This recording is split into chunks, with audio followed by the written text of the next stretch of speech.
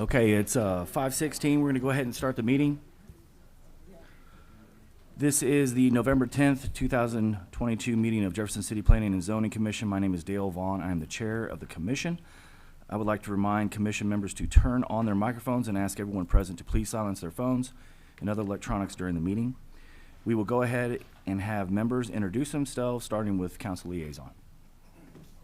Mike Lester, council liaison. Trika Young. Hank Vogt. Jacob Robinette. Bunny Tricky Cotton. Penny Quigg. Greg Butler. Shannon Hawk. Blake Marcus. Courtney Bliss, City Planner. Eric Barron, Planning Manager. Dustin Birch, Associate City Councilor. Sonny Sanders, Director of Planning and Protective Services. Shane Wade, Engineering Division, Public Works. Trina Williams, Planner, CPS. And Lisa Dittmer, Secretary.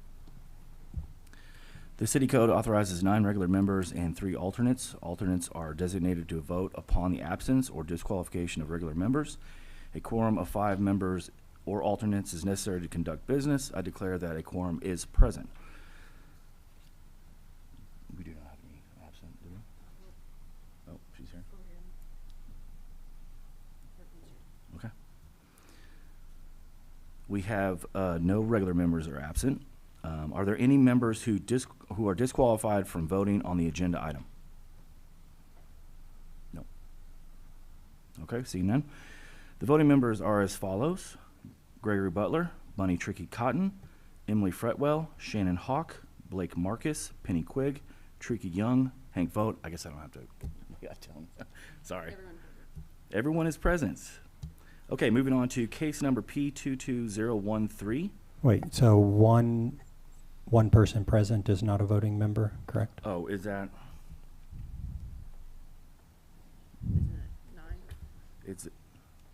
Yeah. Do we have 9? Not including him. It's 9, right? 9, 5, and 4. Yeah, so we've got 10 with them. There's 9 members. So somebody would be, would it be? So it's the lowest ranking, Mr. Robinette. So just 8 voting? Just 8 people? So how would Yeah, I say just it? for clarity, and so alternates fill the places of regular members. There's some open spots on the Planning and Zoning Commission. As a side note, there's some, I believe, some names going in discussion on that. I can't recall where that is. But Mr. Robinette is the lowest ranking alternate, and so Mr. Vogt, I believe Ms. Young are the other 2 alternates that are moving up as voting members for the purposes of this meeting. So everyone can vote except for Mr. Robinette. Okay. And the chair breaks ties. Okay, thank you. Okay, moving on to case number P22013. Is someone in attendance to present this case? Okay. Case number P22014. Is someone in attendance to present this case? Okay. Are there any requests for continuance? No. Are there any requests to reorder the agenda? No. Okay. Courtney, will you please read the format of the hearing and order of testimony? Thank you, Mr. Chair. I'd like to briefly describe the procedures of the commission. The proceedings of the meeting are being recorded, so please step to the microphone when you speak and give your name and address for the record. The standard order of each case is as follows. After introduction of the request by city staff, the applicant or their consultant will provide information on the request. The opening presentation by the applicant shall be limited to 10 minutes unless additional time is granted by the commission.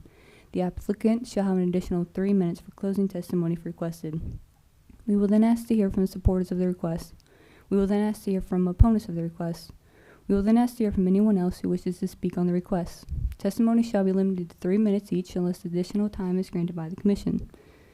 City staff will then make the recommendations on the request. In order to reduce the time necessary to hear an application, references to printed materials, including staff reports and applicable findings, shall not be read into the record unless directed by the commission. The commission will then close testimony from the floor. The commission will then discuss the proposal, then publicly make its determination with reasons. The form of motion shall be positive. That is, that the motion shall be made to accept the request as presented or with modifications, stipulations, or conditions. A final vote will be taken with ayes in favor and nays opposed. The chair shall announce the results of the vote, specifying the number of votes cast in favor and the number of votes cast against. The following documents are entered as exhibits for all items under consideration at this meeting: the City Code of the City of Jefferson as amended, the Comprehensive Plan and Land Use Map, copies of applications under consideration, a list of property owners to whom notices were sent, the affidavit of publication of the public notice to the newspaper, copies of drawings, plans, and/or renderings under consideration, letters or memoranda from staff, staff reports, minutes of proceedings, correspondence or other materials submitted by the public or the applicant, rules of procedure for the Jefferson City Planning and Zoning Commission. These items are public record and available for inspection through the Department of Planning and Protective Services or through the Office of the City Clerk. Please be advised that any items that are presented, distributed, or otherwise received pertaining to the cases under consideration become the property of the Commission. This includes any photographs, drawings, petitions, and letters. Thank you, Mr. Chair. Thank you, Courtney. Can I have a motion to adopt the agenda as printed or reordered? Move to adopt the agenda as printed. Second. All in favor say aye. All opposed, nay. Motion carries. Can I have a motion to approve the regular minutes of October 13th, 2022?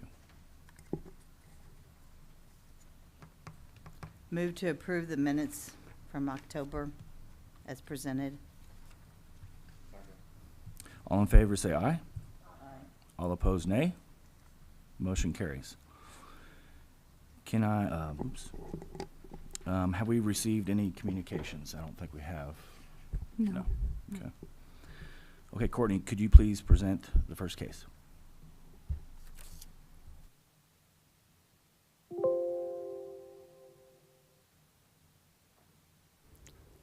This property is located at 2619 North Shamrock Road and situated at the southeast corner of the intersection of at the intersection of Sturzer Road, which runs west and east, and North Shamrock Road, which runs north and south.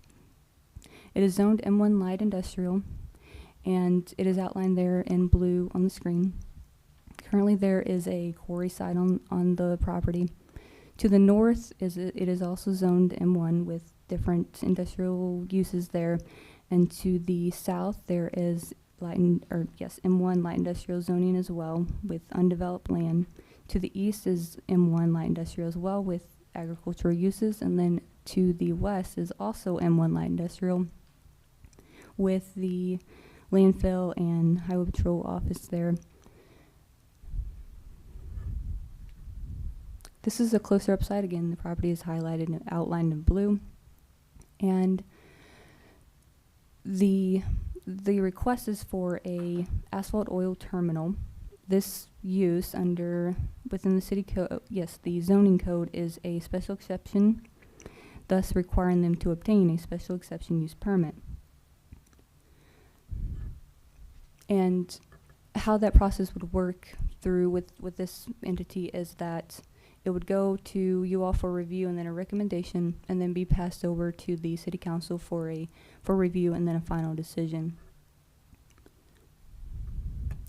This is a general overview of the proposal. It includes the asphalt oil terminal, and then you can also see that there in the red is a Cole County proposed rail line extension spur that would connect off the existing rail line there behind Alpla, and then it would run westward.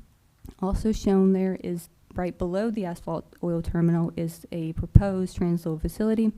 Now the asphalt oil terminal and the transload facility would work together in many ways in their functions.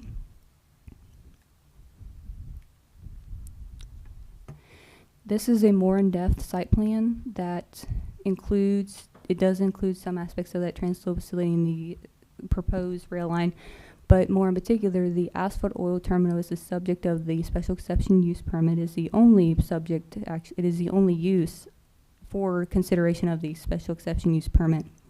And in the site plan, it details various aspects of their proposal, including the storage tanks, the above ground storage tanks, where the there is a proposed drive that will be privately maintained. There is a stormwater basin located on there. There are mitigation features and components as a part of this site plan, including a 25-foot riparian corridor and then a 35-foot stream setback. In addition, a 100-foot natural buffer, which would be situated between Sturcher Road and the asphalt oil terminal. There are also other details on that plan, including utility extensions, fire hydrants, things of that sort. So again, this is because this use is a special exception use, it requires a special exception use permit, and that's what they're applying for. Those are the initial details of this request. Thank you, Mr. Chair. Thank you, Courtney. Do any commissioners have any questions for Courtney? Do any commissioners have any questions for staff? Okay. We will now hear from persons who would like to present this case. Please come forward to the microphone and give your name and address for the record. Thank you, Mr. Chairman. My name is Paul Sampson. I'm with Central Missouri Professional Services, 2500 East McCarty Street.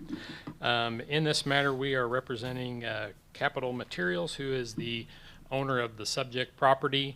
Capital Materials and Cole County have been working together over the last couple of years in developing this facility. As Courtney explained, the north part of the property is the asphalt oil terminal, which would be owned and operated by Capital Materials. Basically, it is a facility where asphalt oil will be brought in on rail cars, transferred into above ground storage tanks on the site, and then would be offloaded onto over-the-road trucks to be taken to their various asphalt plants around the state. The transload facility, which is located to the south, is a facility that would be owned and operated by Cole County. It will utilize a extension of the rail spur that will bring various commodities in on rail and basically have an opportunity for industries and businesses that are not located on rail spurs to have access to either shipping or receiving via rail. So for instance, if I'll use the example of a lumber yard wanted to order a couple of rail cars full of 2x4s, they could have them delivered to this location, pick them up and take them to their facility. So the purpose of this is to give many more industries in town access to that rail service. It's a much more cost-effective way to transport, and especially if you are looking at commodities which ultimately are going to be going overseas, getting it there to the ports by rail is a much more efficient operation. The county has actually obtained 2 different grants to help fund the railroad spur extension. Part of that came from the Federal Economic Development Department, and then there was also a grant that was obtained through MoDOT through their freight rail enhancement funds. So back to the transload facility, or the oil facility rather. Like I said, the purpose of that is to bring asphalt oil in on tanker cars, transfer it into their above ground storage tanks, which ultimately will be put on over-the-road trucks and taken to their asphalt plants around the state. Everything within this is a closed system. Asphalt oil is a very viscous substance. Unless it gets heated up, it doesn't move. So there's a system whereby the tanker cars will be heated in order to be able to allow that asphalt oil to be pumped out into the tanks, and then the tanks are then heated, which allows the asphalt oil to be pumped into the over-road trucks, which are insulated and hold heat on their own. So some of the components I handed out before the meeting a little bit bigger visual, so hopefully you can see some of that. And my pointer is going to not work, of course. Perfect.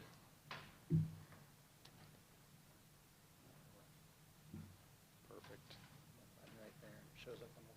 Thank you. So the maybe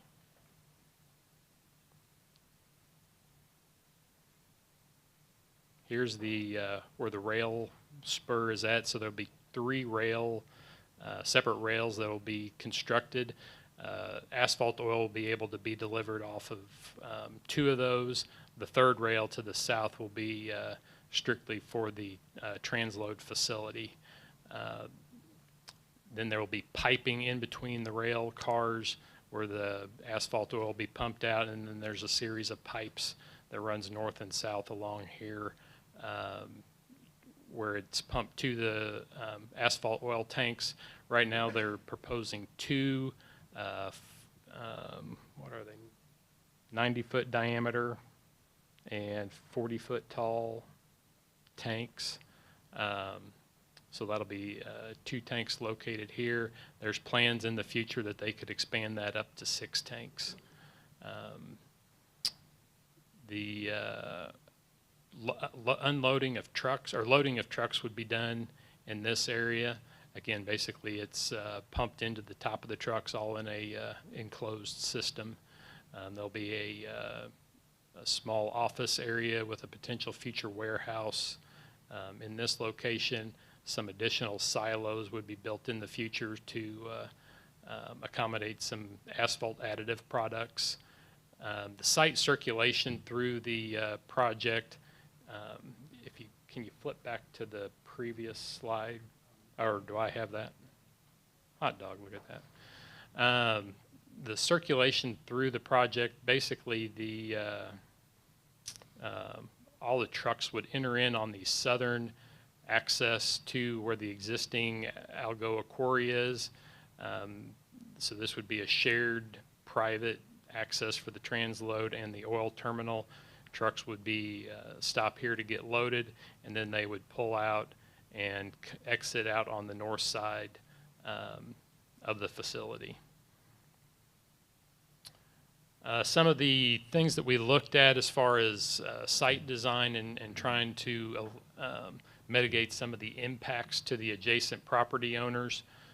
We are installing a stormwater detention basin in this area, which also acts as a secondary containment for the asphalt oil. That's a federal regulation. Even though the asphalt oil doesn't move, we still have to provide secondary containment for it. So during rain events, all the stormwater will be directed into the stormwater basin. There will actually be valving on that, on the outlet of that. And the basin will be sized to hold a 25-year storm. So all the water will be held in that basin until such time that it can be inspected to make sure that there's no petroleum sheen on the water, and then at that point it can be released to the creek downstream.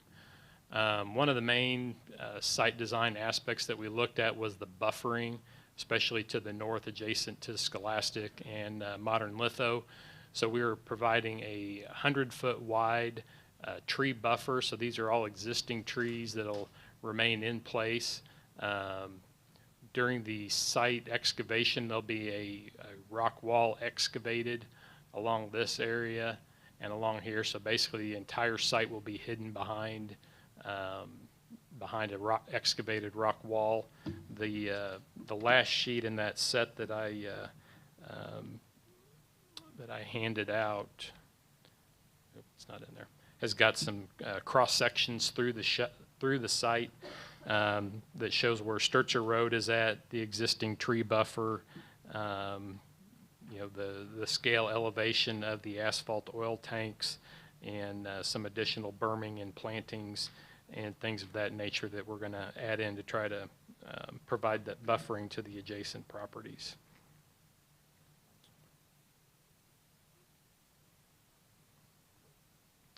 Really the only other item, there's along the western side of the site, there's an existing creek. All that will remain in place. There'll be, again, just one stormwater outlet just east of North Shamrock Road, but all the existing creek will remain in place. I think that covers all the highlights. I'd answer any questions if anybody's got any. heaven forbid, a fire breakout, but what kind of fire protection do you all have over there? Is there, We are adding a water line will be installed along the east side or the west side of the driveway. So we'll have fire hydrants stacked or placed at 300-foot intervals, just like they would be required on city streets. So, and the asphalt oil has got a very high flash point, so Okay. the chances of it actually catching on fire are pretty slim? minimal. Yeah. Also, the transload facility, will that be used for other offloading of other materials as well? It could be anything. Okay. Yeah, Well, that's good. it's, and right now, we've been working with Luke Holtschneider, who's in the audience with JC Economic Development. What is your name? Regional Economic Partnership, JC Rep. But we've been working with them, and they've helped us out tremendously during the grant application process and helping to coordinate all the moving pieces in it. But you know, now that we've got the funding to construct the facility, they did some initial outreach to industries in the area to get some feedback on who might be interested. And now that we're getting closer to construction, that's one of the items they'll be looking at is trying to get more people, more industries aware of what we're doing and get them to utilize the facility. So we've already had, just in the with the grant applications and things that have been in the news, we've started to have some interest being expressed. So Somebody, yeah, go ahead, Penny. Sort of tangential, but it doesn't hurt me. I drove out there today, and when you come back up to the highway patrol and get ready to turn right up Highway 50, the traffic flies down through there. And you're saying we're gonna be having tanker trucks and big vehicles. Is there any thought to the potential for disaster there? well, we've talked about that a little bit. In one of the meetings we had with Scholastic, they actually brought that concern up as well. With the oil terminal facility, Capital hauls all their own material, so they're basically in charge of their own truckers, so they can tell them, they have a lot easier time telling them where to go. So that really the preferred route would be to leave here and go north to Algoa Road and then go around to Militia Drive. You know, and to me it really brings up a little bit bigger issue as far as the crossover that's there at the Highway Patrol. You know, the Highway Department redid that intersection 3 to 5 years ago, I guess. And, you know, their initial plans were to close that all together. The Highway Patrol and the landfill, I guess, had enough pull in order to keep that, the majority of it open.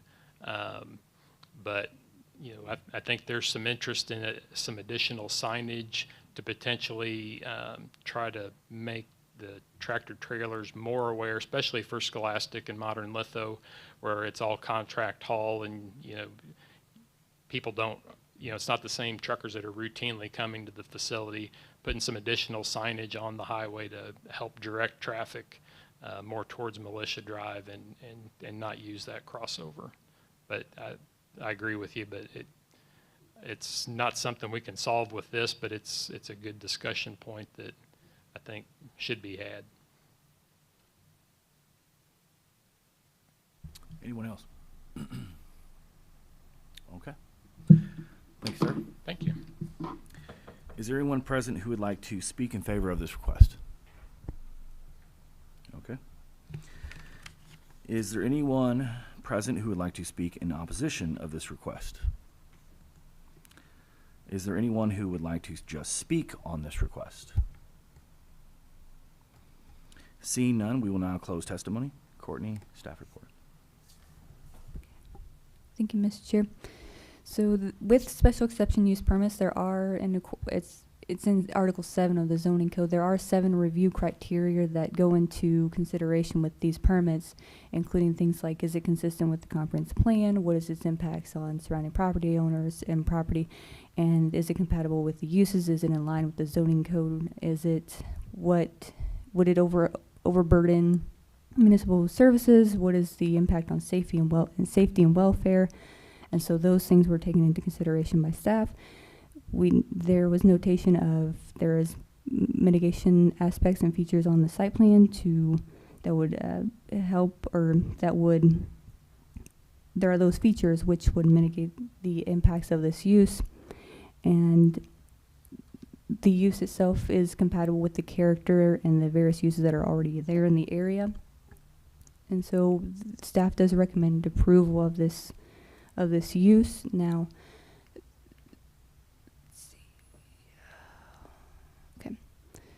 the form of motion is one that would recommend approval of that special exception use permit for an asphalt oil terminal to be located within the M1 light industrial zoning district.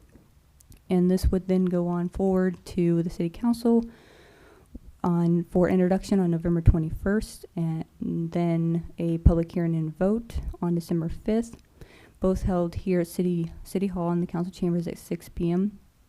But there is the form of motion up there for the commission's review and discussion. Thank you, Mr. Chair.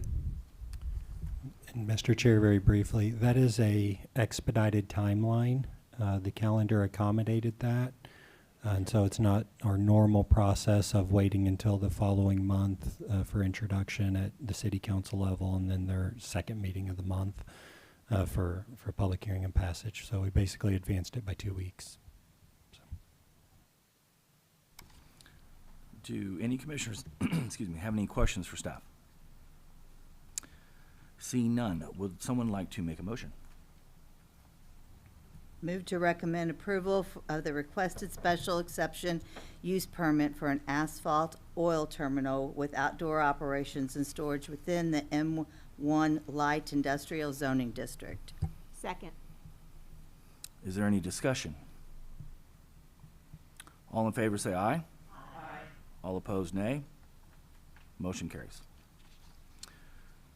And you've already discussed proceeding to City Council. Thank you. Moving on to case number P22014.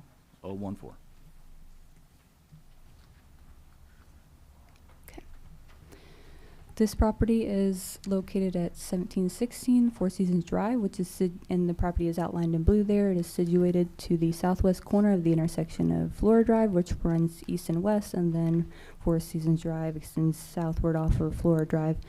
It is zoned PUD. It has a vacant, damaged building that sustained significant damage during the 2009 tornado. And then surrounding zoning is to the north is C2 general commercial and CO commercial office with various commercial uses like a skating rink. To the east is PUD with vacant commercial land. To the south is also PUD zoning with a contractor trade shop. And then to the west is C2 general commercial with vocational education and medical offices. Here's a closer up image of that site outlined again in blue. What they're requesting to do is they want to put in a gymnastics facility in this building, which would be a categorization of athletic and recreation type of indoor use. It is currently within the current PUD plan, it doesn't allow for such uses. And right now this plan only allows for office related uses. A little history on it is that in 1997, the PUD plan for this site was approved, and it mentioned only office-related uses with a office building that was a little over 25,000 feet and an additional add-on area of over 4,000 square feet. But it only mentioned office-related uses. And then a month later, this PUD plan was applied to. There was a proposed replat, and then so that PUD plan was just applied to what is now it is Lot A now. So it was just transferring over that PUD plan onto the new replatted lot. And then in 1998 and 2008, there were a few other Planning and Zoning Commission cases that went through that dealt more with signage and their location and sizing. But still, none of those cases changed the allowed uses for the property. So it remains that office uses, office-related uses are what can be done there.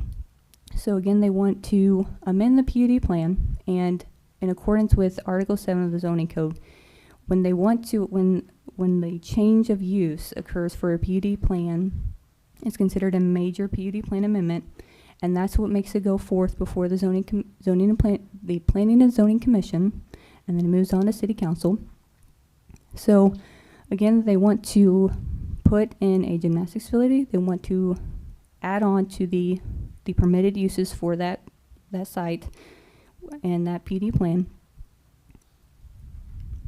This is one of the building elevation drawings that they submitted. It shows how those side buildings would work and like general information where it would read JC Gymnastics, doors, windows, things of that sort.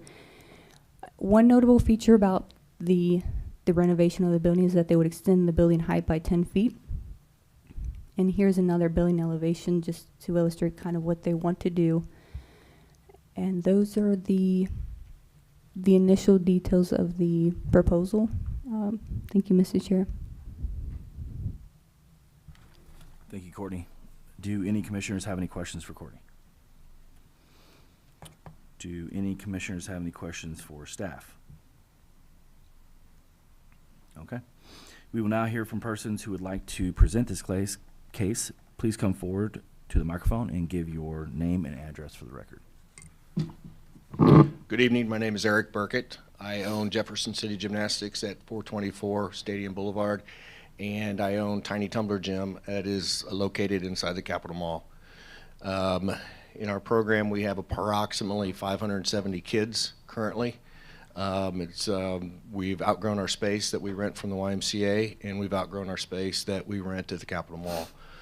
Both of the gyms would be included in this building, and we look forward to a lot of growth. That, for example, a lot of our classes that we have now have waiting lists that we can't get them in because our classes are so full, and we expect that we would exceed 750, even 800 kids within the next couple of years very, very easily. We'll also probably host several gymnastics meets.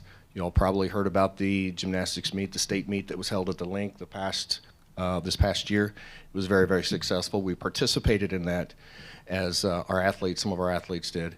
And we would host meets similar to that, not on that big of a scale. That was a state meet. Ours would be more of a regional meet, but we'd be hosting several meets throughout the year. We are very excited about how nice our building's going to look.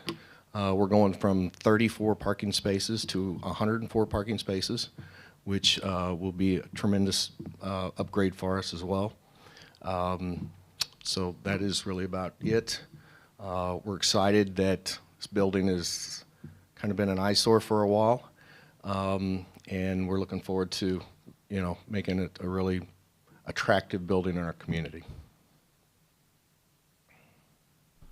Well, I remember when you contacted me in 2017 looking, so you've been looking for a long time. Yes, sir. And so it's nice that you found this place, and I think it's a good use for that building, and also it more than likely bring business to the roller skating rink as well. So yes, I think it's a good place.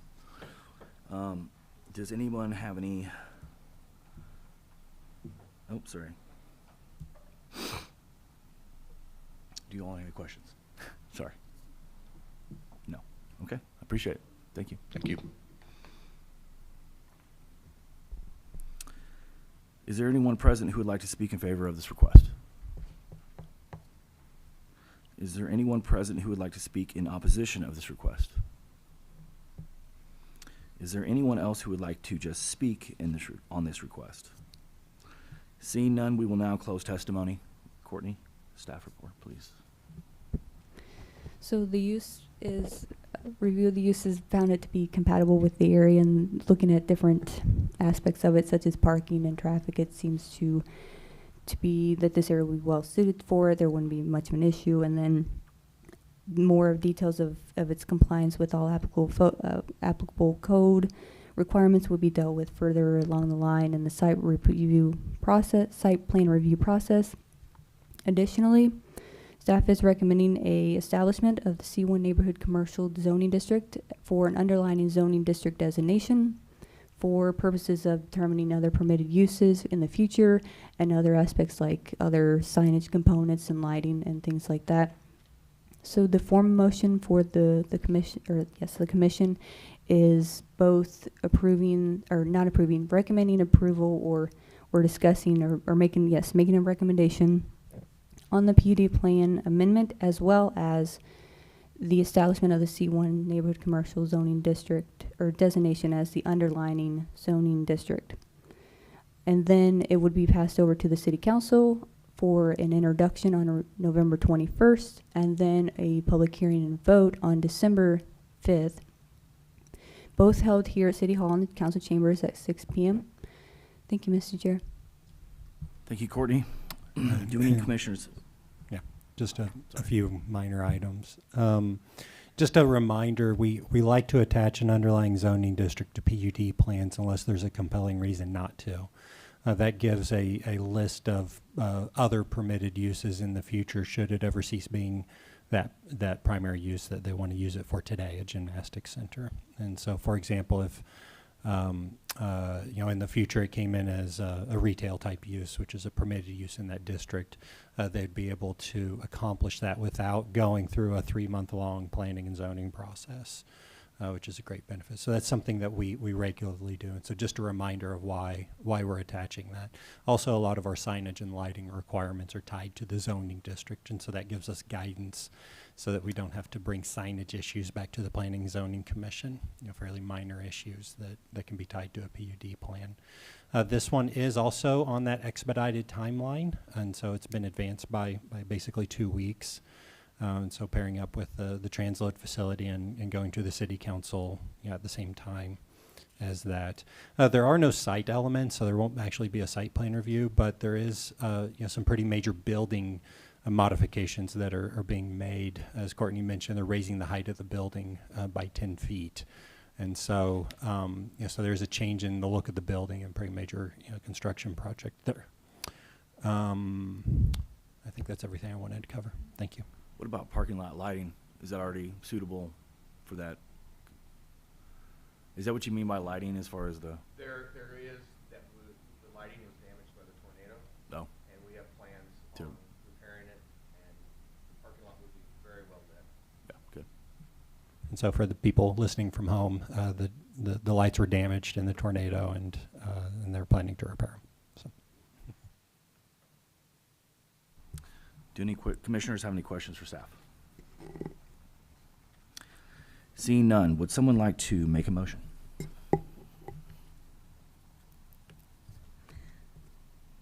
move to recommend approval of the major planned unit development planned amendment in order to permit the operation of requested gymnastics facility with the following condition: establishment of a C1 neighborhood commercial zoning designation as the underlying zoning district for the purposes of determining other permitted uses, signage, and lighting.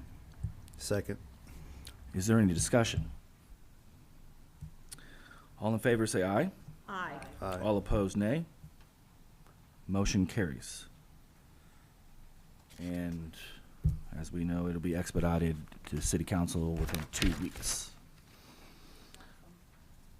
Yep. Thank you. Okay, moving on to other business. We'll turn it over to Eric. Thank you, Mr. Chair. And so there were 2 cases that have been approved at the city council level. There was a rezoning case on West Stadium Boulevard. Recall is for a veterinary clinic.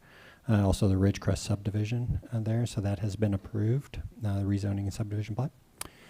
And then also an annexation case on Emily Lane. If you recall that, is a fairly small annexation right at the end of Emily Lane. That was approved as also, so city boundaries have grown.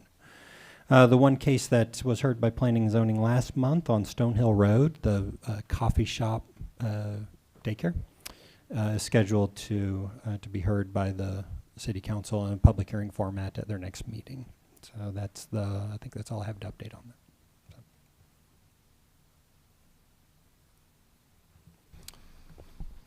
Moving on. Adoption of the calendar. Yeah, I'll let Courtney do it.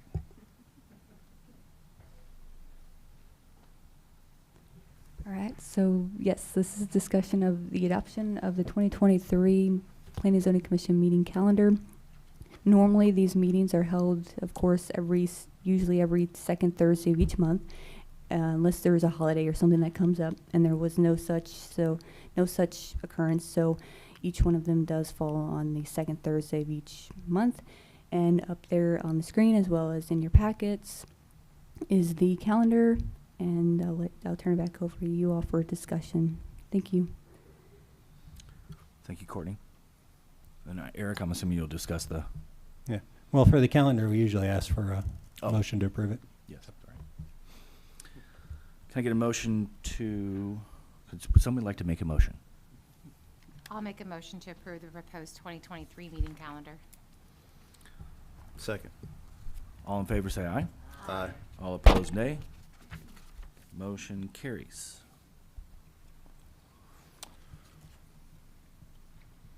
Okay, moving on to item C. Will that be you? Yep, that'll Okay. be me, home-based businesses. And so last month I presented that there were changes in state law that changed fairly dramatically allowances for home-based businesses and what cities can do to regulate those types of businesses. It was our intention really to try to put together a code amendment to kind of come in line with that state law. We've had a chance to absorb it a little bit more. We've changed some of our own internal process in order to accommodate the state law. We think we have some time, that we don't have to rush anything through. And so so we basically took that and put it under other business. And my report to you is basically we're still working on a draft code amendment.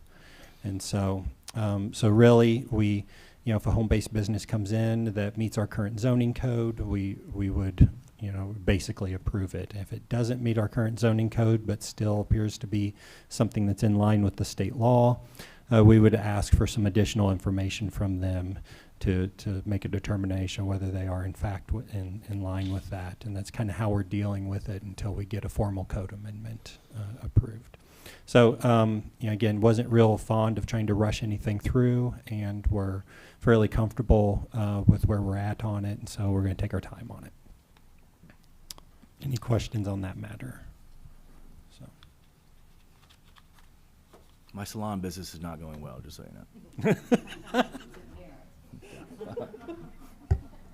Stupid idea. Okay, no questions. Okay, we'll move on to staff updates on active transportation plan. How are you guys doing tonight?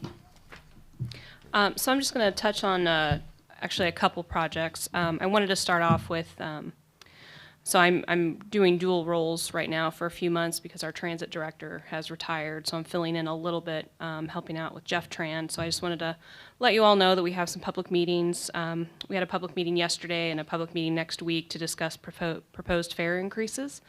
This hasn't gone to council yet. The Public Transit Advisory Committee and the Public Works and Planning Committee have both looked at this and made recommendations to move this forward to council, but they wanted to do some public outreach first. So just wanted to let you know there's a public meeting next Thursday, the 17th, from 9 to 11. It'll be in the Boone Bancroft room across the hall. And there is a survey open currently. That survey will stay open until December 9th. And you have a flyer that Lisa put at your station, so it's got all that information on there. Anybody have any questions about that? Yeah.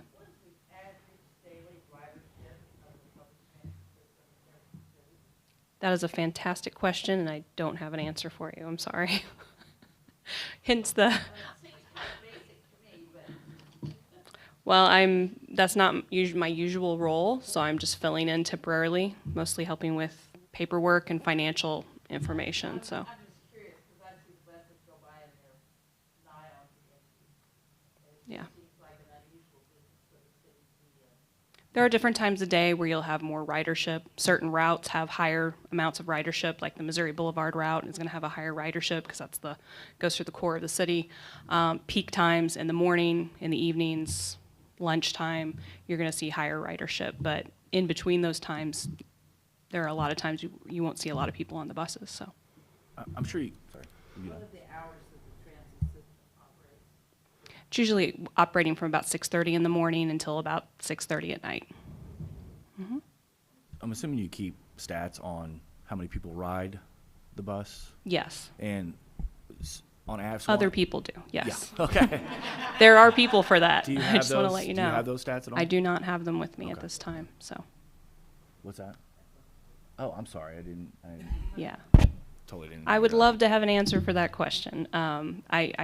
We have several plans and assessments that we've done that list out those ridership numbers. They change from year to year. They went down pretty drastically with COVID. That was a big impact to our transit system. That slowly crept up. I know that it's improved quite a bit since 2020 and early 2021. There are different kinds of agreements that are happening right now with different entities on how we can improve ridership or how we might provide different kinds of service. So. And I guess my point would be, if the bus was too big, you know what I mean? Like, I believe in transportation. I believe we need to have it. But, if it's not full on any point in time, maybe there was a way to like reduce the size of the bus to make it, just my thought. But. And that's something that's been looked at before. They've looked at different styles of buses. Right now we have two. I think it's in end of 2023 or beginning of 2024, we'll have some new electric buses. Our Handy Wheels buses are smaller, so they've definitely looked at that. There's a lot of variables that go into that. But if any of you would like to attend that meeting or provide any comments, actually Jerry Stegman, who's the operations manager, is now the interim director of Jeff Tran, and he is very well versed on all of those things and can answer all those questions really well. So I'm going to move on to the active transportation plan. So we're in a second round of public engagement for that. And as a reminder, the capital area active transportation plan is a combination of several different plans. So we're looking at updating our city's sidewalk plan, the city's greenway plan, the capital area bike ped plan that was written in 2016, and also Holt Summit has a bike ped plan. So we're updating that as well. So this is a large regional plan. We're going to have a public meeting December 1st at 4:30 to 6 here in this room, and then we're actually going to have a community bike ride or community walk, whichever you'd like to participate in, if people choose to, down to the mayor's Christmas tree lighting.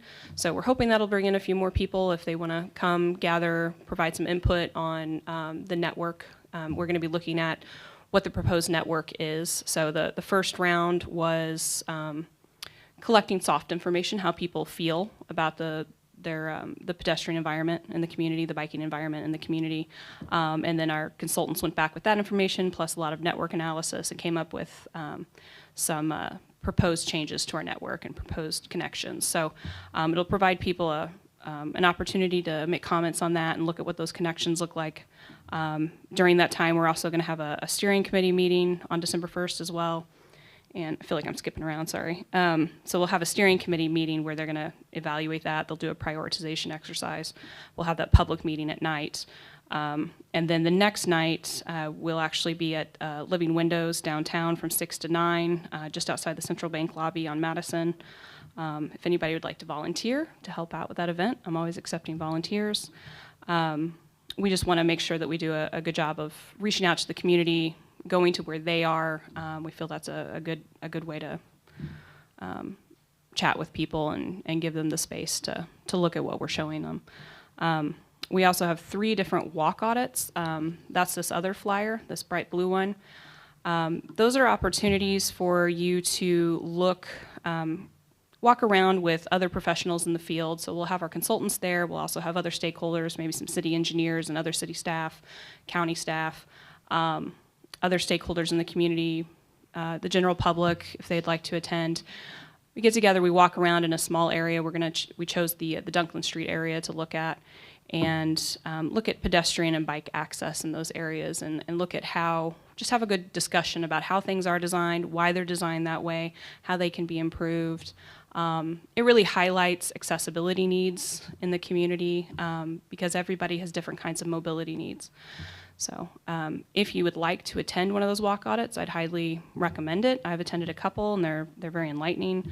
There's a link on the back and a QR code, so you can register for that, and there's a 1-hour training a couple days before to just kind of give you the background on what we're doing. So any questions about that? When it comes to the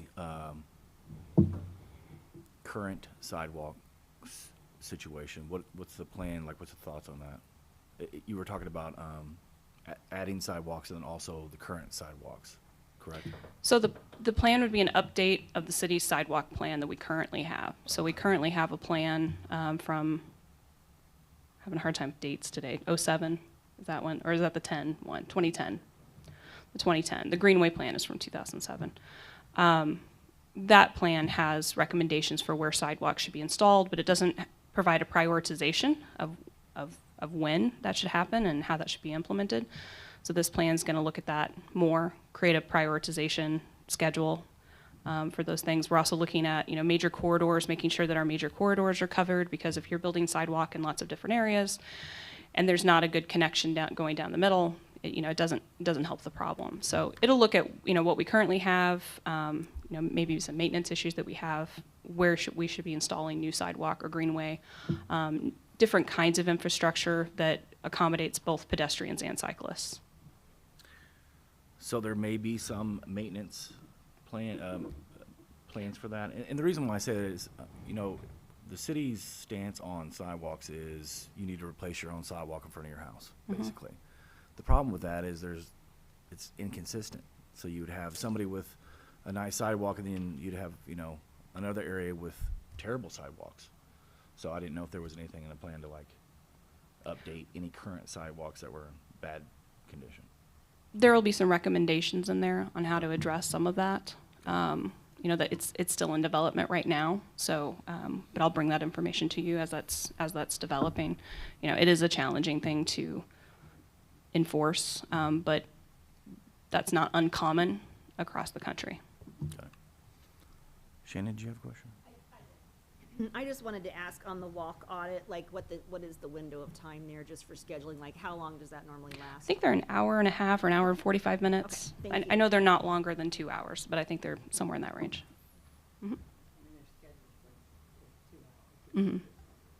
I'll second that. They're very interesting. So if anyone's interested, I'd encourage you to look into that as Katrina offered it.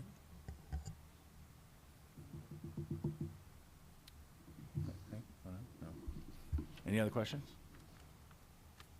All right. Well, thank you. And I've been trying to check in with different groups throughout the city as this progresses. So I'll come back to you all probably in the next 2 or 3 months and give you another update. So thank you. Appreciate it. Okay, we're at the end, but before we adjourn the meeting, it's a sad day. Make them run the gauntlet. Yeah. Okay. What does that mean, though? It means we line up, and as Blake exits the room, we beat him up. Perfect. He's an attorney, so yes, let's do that. So, well, I'll make him announce it. Today's my last meeting. My wife and I have built a house across the river and right outside the city limits, unfortunately. And so I no longer will qualify to sit on this commission. And do want to say thank you very much to city staff and all the rest of you for accommodating me over the years and putting up with me. And I've had a fantastic time. I think public service is immensely important, and that everybody here is doing a very important job. Not to self-aggrandize, but I think it's extremely important for the community for people to undertake these roles and take them seriously, and I think everyone here does. I've been extremely impressed over my entire time working with all of you and the people who have been here before. And so thank you very much, and I will very much miss my time on this commission. So I have in my notes 12/3/2015. Have you been here since 2015? Maybe. I was hoping Eric had that information. No, I didn't do my homework. I'm sorry. That's okay. I meant to, but. No, it's okay. But yeah, Sounds about right. I can speak on behalf of everybody. We appreciate your time that you put in and your opinion. It's been a pleasure. We watched your baby be born. We watched medical marijuana and recreational marijuana pass in Missouri. So, but thank you. I appreciate your time. We'll miss you. Mr. Chair, I will report there are a couple names that I think are going through the administrative committee in the process to be appointed to the commission. Trika and Hank, your names are on the same agenda to be elevated from alternate position up to a regular position. So if you're not looking for that, here's your chance to get out.